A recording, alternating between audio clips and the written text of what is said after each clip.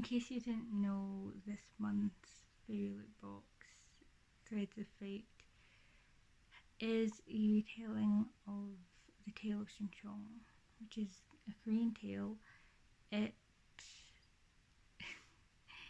to do with braids for dragons and familial love, and is one of my most anticipated books of the year. I knew it was going to be beautiful because it was a favourite book, but this is stunning, truly stunning. I mean, just look at that. Look at it. Stunning. Just stunning. Stunning. Unfortunately, this video is going up in lieu of today's intended, which is coincidentally also dragon related. But I hope it has been watchable. Thank you for sticking around.